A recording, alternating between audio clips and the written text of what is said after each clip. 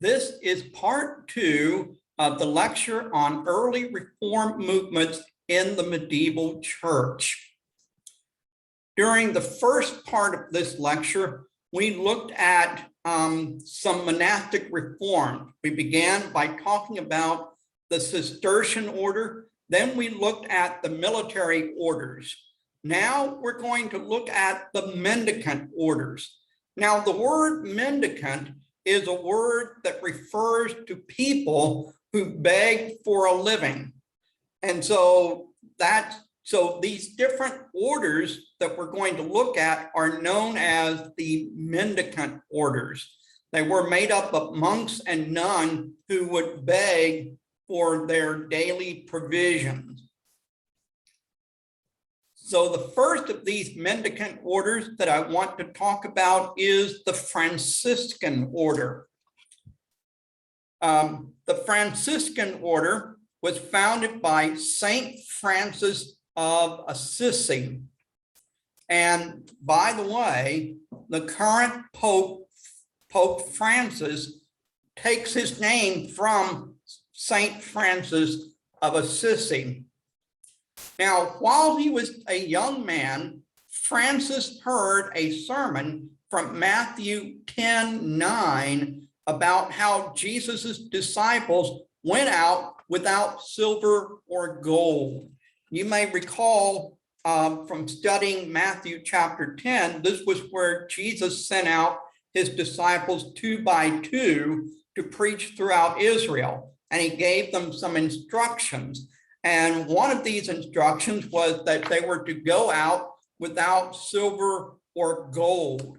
And this message that St. Francis heard, that was based on Matthew 10:9, impressed him so much that he decided to devote himself completely to living poorly like the apostles. So he wore a rough garment, a brown robe, and he went barefoot and with no personal belongings. He also traveled around and began to preach repentance. Now, Francis began preaching around 1207, and he traveled to Rome in 1209 to seek approval from Pope Innocent III for a new religious order. So the Pope granted him permission to start a new religious order, and this order became known as the Franciscan order. So it was named after Saint Francis of Assisi. Now, the original rule of Francis forbade ownership of any property. So the monks who joined the Franciscan order were originally forbidden to own any property whatsoever. This is why they were known as the mendicant order. Now, this rule was later relaxed, especially after Saint Francis of Assisi passed away. And so this relaxing later led to disagreement among the Franciscans about how strict their vow of poverty should be, and eventually several groups split off from the original Franciscan order to form other orders, including the Capuchins. You may have heard of the Capuchins. Well, they split off from the Franciscans. The Franciscans wore brown robe, just like their founder, Saint Francis of Assisi, and they ministered to the poor, especially to lepers. They also emphasized obedience to the Pope. Franciscans also emphasized mission, beginning with the example of Saint Francis himself. Saint Francis of Assisi was passionate about the conversion of Muslims, and he even traveled to Damietta, which is located in Egypt's Nile Delta, where he had an interview with Al-Kamil, an Ayyubid Sultan, and he was treated with respect by this Sultan, Al-Kamil. And so this was part of St. Francis's desire and passion for a mission. And so a number of Franciscans became missionaries, including John of Monte Corvino. John of Monte Corvino grew up in southern Italy, and then he joined the Franciscan order. He went on to become a missionary, and he was commissioned by the Pope to preach the gospel in the Middle East. Later, the Ilkhan of Persia, who was related to the great Khan, Kublai Khan, sent a request to the Pope through a Nestorian monk to send Catholic missionaries to Khan Balik, which is the city where Kublai Khan lived. Khan Balik was the Mongol name for Beijing. It was believed that Kublai Khan was favorable towards Christianity because his mother was a Nestorian Christian. And so in response to this invitation from the Ilkhan of Persia, the Pope sent John of Monte Corvino to travel to China as an official papal legate. Now, the word legate means ambassador. So ambassadors for the Vatican are known as legates. And so their mission, their embassies are known as legations, okay? So this is where these words come from.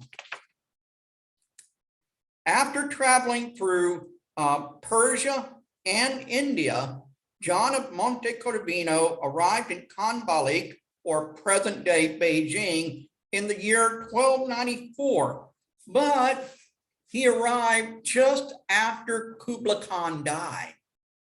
Still, he remained in Beijing until he died in 1328. He was granted permission to preach the gospel in Beijing, and he ended up building 2 cathedrals in Beijing, including one cathedral that was literally across the street from the Khan's palace. John of Monte Corvino also translated the New Testament into the Uyghur language, because at that time, the Mongol ruling class in China used the Uyghur language. And he also was eventually by the Pope to be the Archbishop of China. Now, Franciscan missionaries also traveled to North and South America with the Spanish conquistadors in the 1500s and 1600s and 1700s. And they preached the gospel throughout the Spanish Empire's territories in South America and North America. One of these Franciscan priests who did this was Junipero Serra. Junipero Serra was a Spanish Franciscan priest who took Christianity to California in the 1700s. He literally walked thousands of kilometers up and down the California coast, preaching the gospel to the people who lived in California at that time. So this is part of the Franciscan heritage. The second mendicant order I want to talk about is the Dominican order. Now, the Dominicans order was founded in 1216 in Toulouse, France, and it was founded by a man named Saint Dominic, who was a Spanish priest. During his adolescence, Dominic had a deep love for theology, and the Bible became the foundation of his spirituality. So he based all of his spirituality on the Bible. And this is a very good thing. The Dominicans wore gray robes to distinguish them from the Franciscans, and they were known for preaching rather than helping the poor.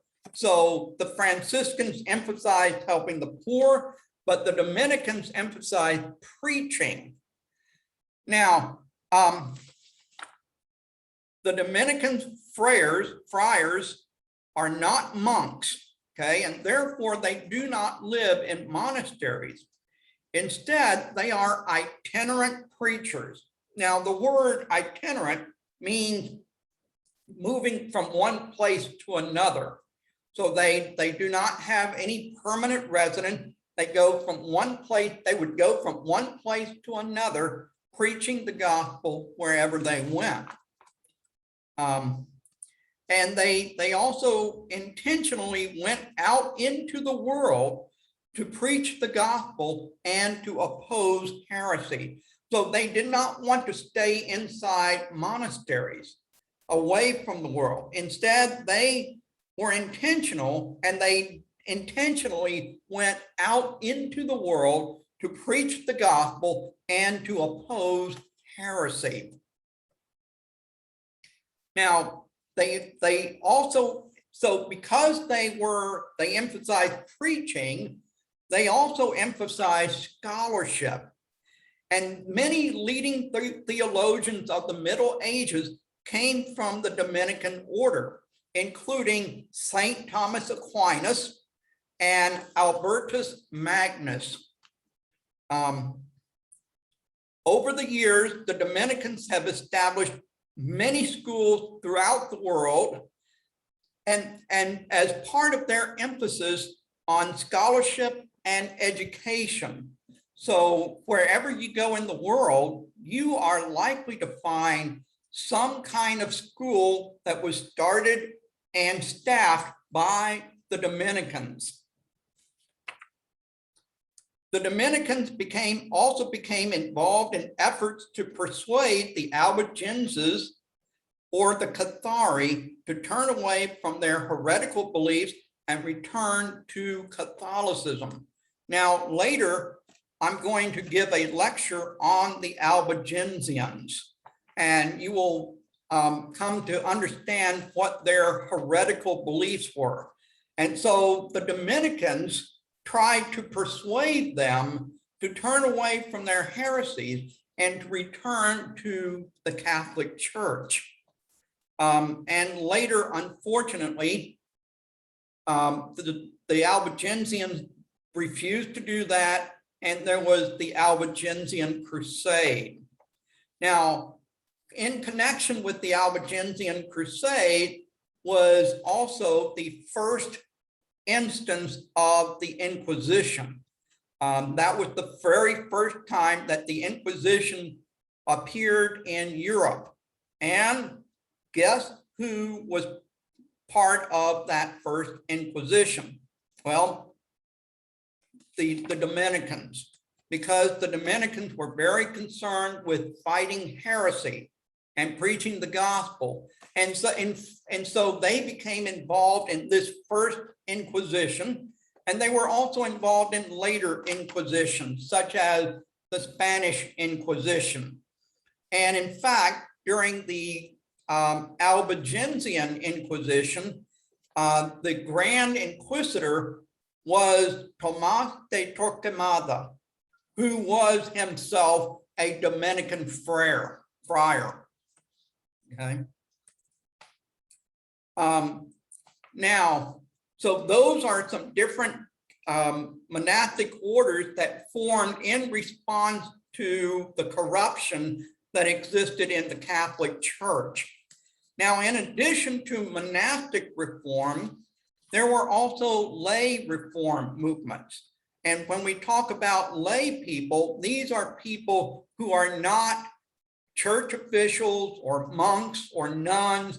These are just ordinary Christians living out their lives in, quote, secular occupations, okay? And so monks and friars were not the only ones who sought to reform and renew the Catholic Church. lay people were also involved in reforming the Christian faith. Unfortunately, some of these lay reform movements became heretical. And equally unfortunate was the Catholic Church's response to both heretical and non-heretical lay reform movements. And the first of these are the Albigensians, also known as Cathars. Now, the Albigensian movement began in southern France was centered around Albi, a French town in southern France. And the Albi is a word that means white. Now, they were also known as Cathars because the word Cathar means pure ones. In Greek, it means pure ones. And so they were also known as Catharis. Now, the Albigensian beliefs resembled Gnosticism. That is, they believed that matter is evil and the spirit is good. Therefore, they believe that humans are spirits who are trapped in physical bodies, just like the Gnostics of the early church did. Their belief that matter was evil also led them to oppose procreation and even marriage altogether. So they said, well, if the body is evil and we are spirits trapped in human bodies, then we should not be getting married and having sex and making babies. Because then when we make babies, we're simply trapping more spirits inside evil bodies. They also rejected a belief in the resurrection of the dead. Instead, they believed in reincarnation. So their beliefs in the afterlife resembled more of the belief that you find in Hinduism and Buddhism. They believed in reincarnation. They also had dualistic beliefs. And so they believed that the world is a battleground between two gods, and these gods are both equally powerful. They believe that there is a good God and there is a bad God. But get this, they identified the bad God as the God of the Old Testament. Why? Because the God of the Old Testament created the physical world. And since they believed that matter and the physical world was evil, that means that any God who created the physical world has to be evil. And so they identified the God of the Old Testament as being evil, and they identified the God of the New Testament as being good, because he was the God of spirit. And so they believed that the world is a battleground between the God of the Old Testament and the God of the New Testament. And these gods are both equal in power. So they were dualists. They did not believe that one God is all powerful and more powerful than any other spirit or being. They believed in two equally powerful gods, a good God and an evil God. And this belief in dualism is very similar to the beliefs of Zoroastrianism and Gnosticism. And this illustrates one thing that we find in history. In history, we study different ideologies. And, like, for example, we study Gnosticism or other ideologies or Zoroastrianism or whatever. And what we find is, we find that many of these ideologies in the past disappeared. And we think, oh, they're gone forever. Not so. Many times, an ideology in the past will die only to be resurrected at a later time in new clothing. So, for example, Gnosticism died out in the early church. It grew in the early church, then died out. But then it reappeared in the form of Albigensianism. And then it died out. And now it has reappeared again with books like the Gospel of Thomas or the Gospel of Peter. Okay, so there are some people today who have resurrected this ancient heresy of Gnosticism once again. And that's the point I'm making. Many times ideologies or beliefs don't just completely die out. They get resurrected in new forms. And this is why it is important in church history to study these different heresies and different ideologies in the past, so that when they pop up again in our lifetime, we will be better equipped to fight them and to answer them with the truth of the gospel.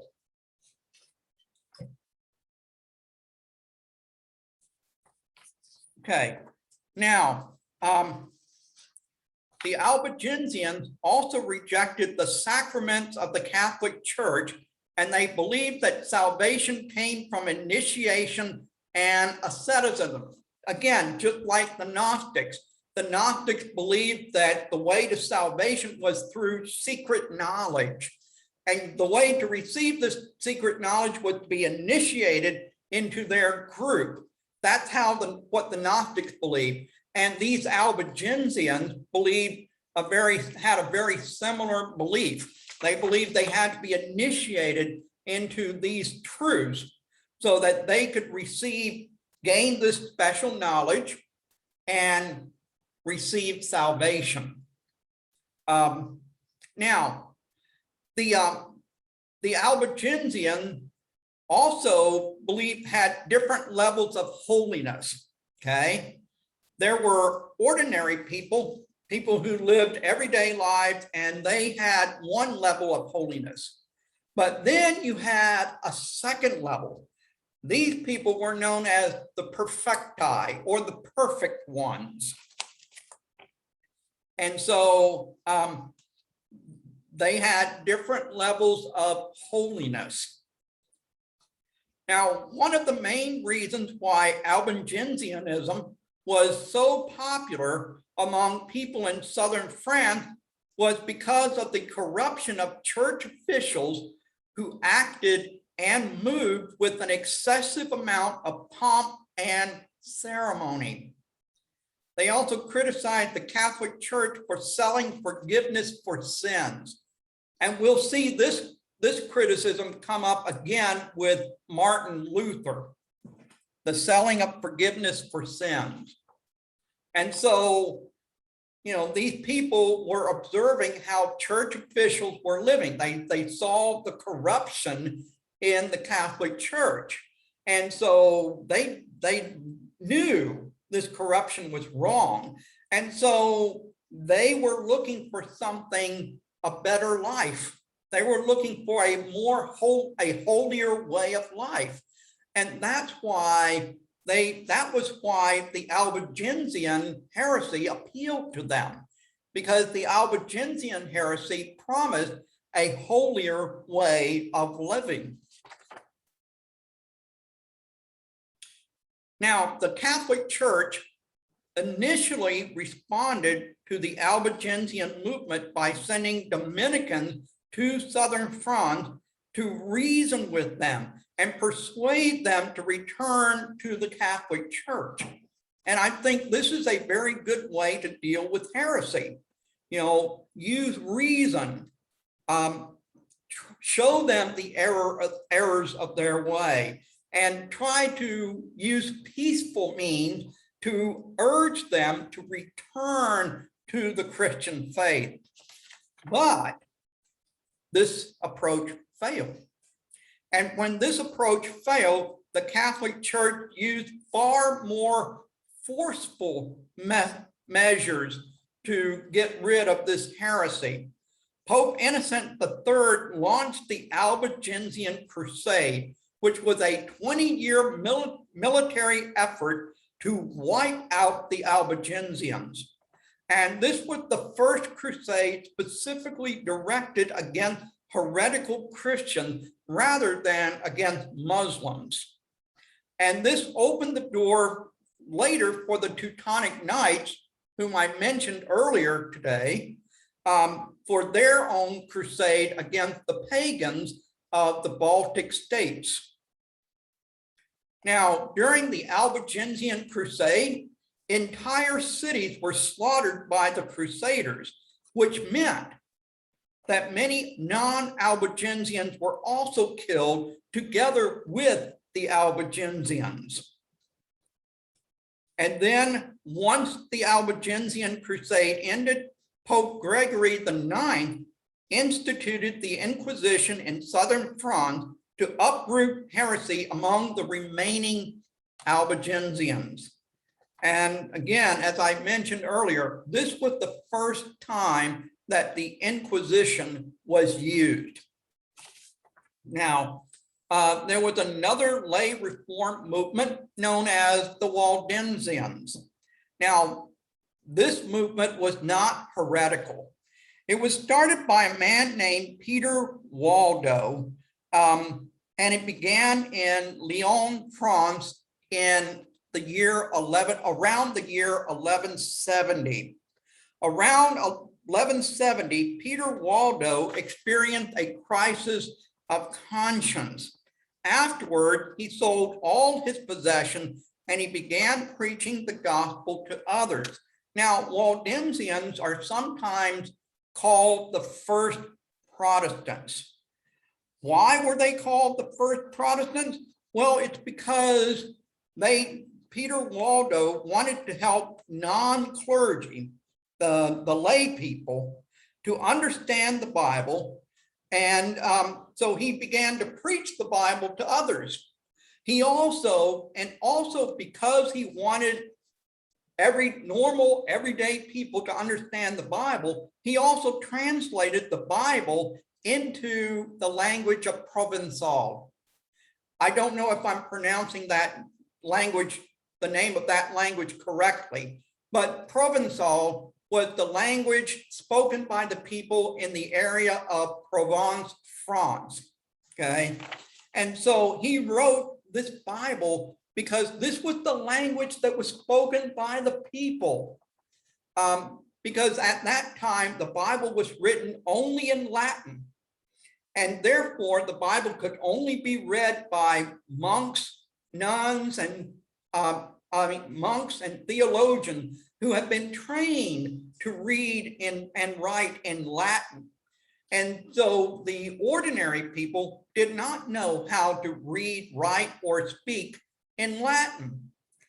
And so this is why Peter Waldo translated the Bible into Provençal, so that the people in his area of France could read the Bible in their own heart language. The Waldensians emphasized the authority of the Bible.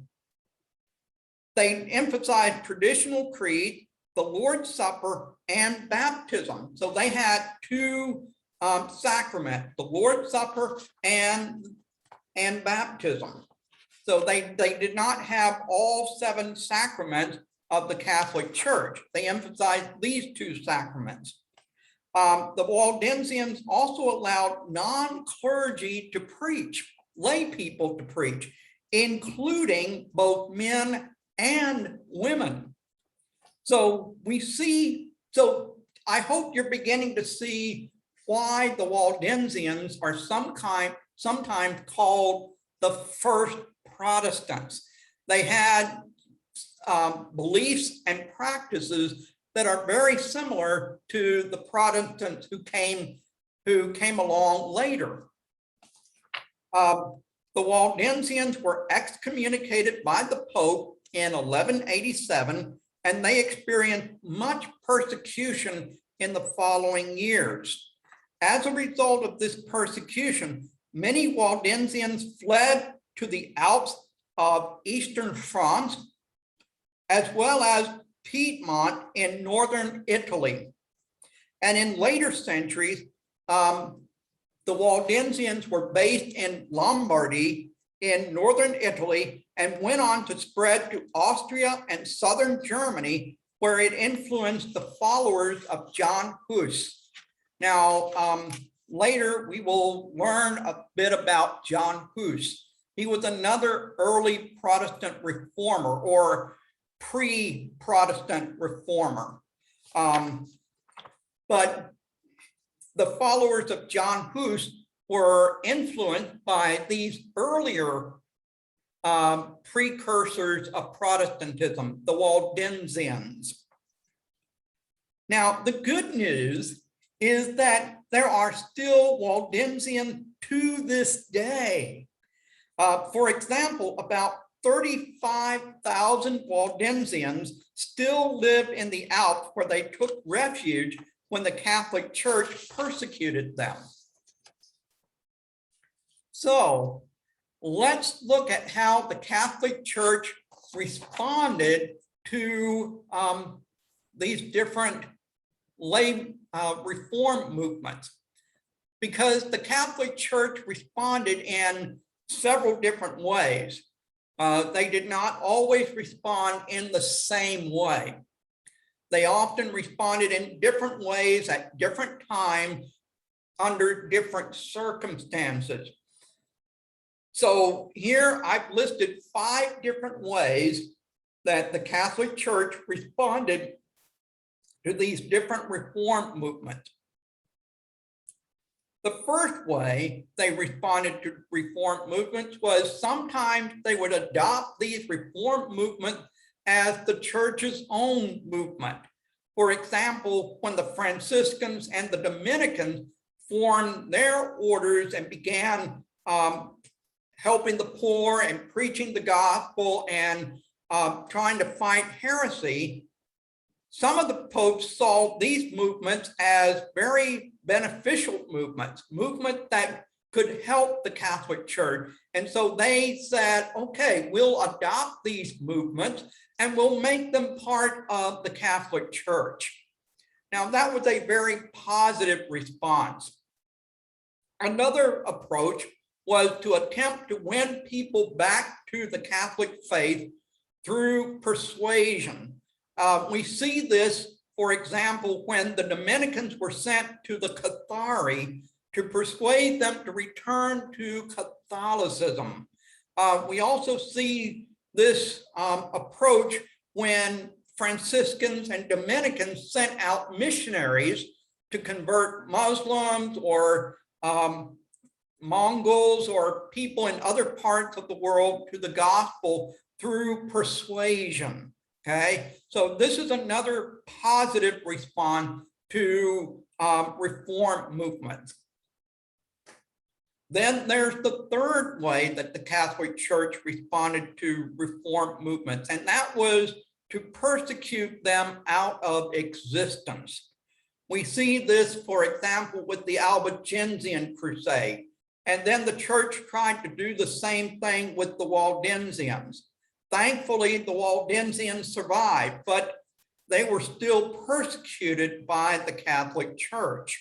And so this third response is actually a very negative response. And it's not very helpful at all. The fourth response was also a very negative response, and that was an attempt to convert them by force. We see this, for example, with the Inquisition in southern France and with the efforts of Tomás de Torquemada, who tried to force some of the surviving Albigensians to convert back to the Catholic Church. And I would say that this is a very negative way of dealing with reform movements, because God wants us to love him out of a free choice. He wants us to freely choose to love him. He does not want to force us to love him. And so that's why this fourth response is a very negative one. And then the fifth response of the Catholic Church to these reform movements was to forbid the use of Bible translation in common languages. So when Peter Waldo translated the Bible into Provençal, he found the Catholic Church opposed him with that. And we will see this again with other Bible translators, including William Tyndale of England. So these are the different ways that the Catholic Church responded to reform movements. Some were positive and some were negative. And so let's go on to some reflection questions. I have 4 reflection questions for you, and I want to encourage you to think about these questions. And in our online discussion forum, you can discuss any of these questions if you want. Number 1, why do you think people choose to become monks or nuns? Okay, we've talked a little bit earlier about why monasteries were attractive and why they began. But, you know, over the years, people still choose to become monks and nuns today. So why do you think people choose to become monks or nuns? The second question I want to ask you is, why do you think the Catholic Church banned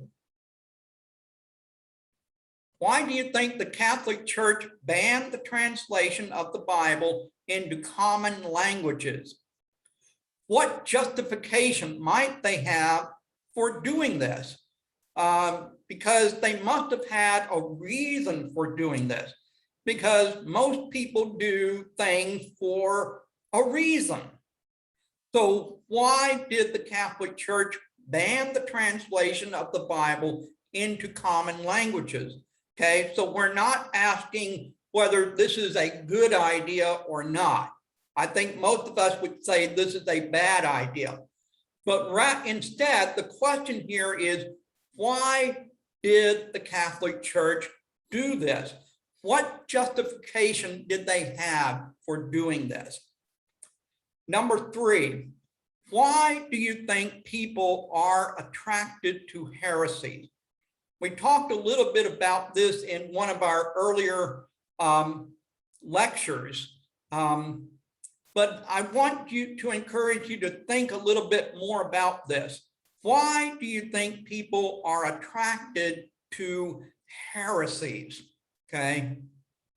And number 4, what is the best way to respond to heretical movements? We just looked at some of the different ways that the Catholic Church responded to heretical movements. Some were good and some were not so good. So what is the best way to respond to heretical movements? So I hope this gives you some good food for thought. So this ends our second lecture on the history of reform movements in the Middle Ages. Now, please go to the lectures on the Crusades.